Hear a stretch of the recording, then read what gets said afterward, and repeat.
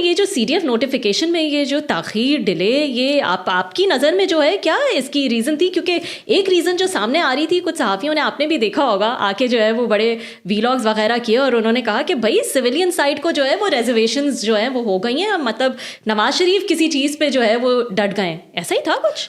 دیکھیں جنہوں نے وہ یہ ساری سٹوری شروع کی، آبویسلی کچھ لوگ ہیں وہ کہا جاتا ہے جی ملک سے باہر بیٹھ کے کوئی بھی خبر دے دیتے ہیں، لیکن ایک تو بڑے معتبر سینئر بندوں نے یہاں پہ بھی بیٹھ کے اس طرح کی باتیں کی، تو ادھر سے یہ ساری بحث چلی کہ جناب کچھ نہ کچھ مسئلہ ہے. اب مجھے نہیں پتا کہ اندر خبر کیا ہے، لیکن جس طریقے سے سارے معاملے کو ہینڈل کیا گیا، آپ نے کنٹروورشل تو بنا دیا. حکومت اس کو بہتر طریقے سے ہینڈل کر سکتی تھی. آپ ہر چیز میں پریس کانفرنس کرتے ہیں، آپ اس کو بہتر طریقے سے ہینڈل کرتے. اب آپ دیکھیں کہ ایک سی ڈی ایف کا جو نوٹیفیکیشن آ بھی گیا ہے، ایک بڑا ایونٹ ہے.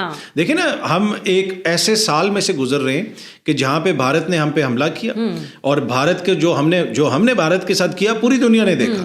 ان کے جو رافیل گرے، جس طریقے سے ان کو شکست ہوئی، یہ نہیں ہے کہ ہم نے خود ہی کوئی اعلان کر دیا، دنیا نے اس کو اکنالج کیا.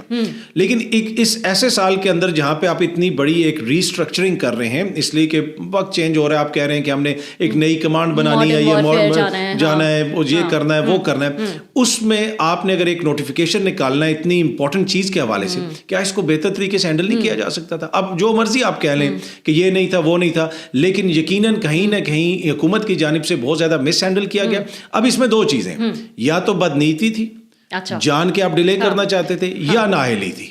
ٹھیک ہے، جہاں تک میاں صاحب کے اڑنے کی بات ہے، میاں صاحب جو ہے، میرا نہیں خیال کہ انہوں نے اس چیز کے اوپر کوئی بہت بڑا جو ہے، کوئی اگر ابھی سوچ رہے کہ میاں صاحب اس وقت کوئی انقلاب لے آئیں گے، اس لیے کہ کچھ صحافی ہیں وہ تاثر یہی دیتے ہیں کہ میاں صاحب گھوڑے پہ بیٹھ کے تلوار اٹھا کے کانسٹیٹیوشن ایونیو پہ ایسے پھر رہے ہوتے ہیں کہ جیسے کوئی انقلاب لے آئیں گے. ایسی بات نہیں. ان کا جو انقلاب ہے وہ آپ کو شہباز شریف صاحب کی شکل میں اور ان کی جو باقی جو معاملات ہیں ان کی شکل میں نظر آتا ہے. تو لیکن کوشش تو کی نا صحافیوں نے یہ دکھانے کی، اس 4-5 دن میں جو ہے وہ انہوں نے یہ کوشش کر لی کہ میاں صاحب جو ہے وہ ڈٹ کر کھڑے ہیں. یہ ایک میسیجنگ دیکھیں، وہ یہاں تک کہہ دیا گیا کہ نواز شریف صاحب عمران خان صاحب کی رہائی چاہتے ہیں، یہاں تک خبریں دی گئی. ہاں، یہ کس قسم کی یہ ویسے ہی خبر ہے جس طرح میں آپ کو کہوں کہ آگ پانی پینا چاہتی ہے، ٹھیک ہے کہ نہیں، یا مچھلی کہتی ہے کہ آج سے میں ریت میں رہوں گی.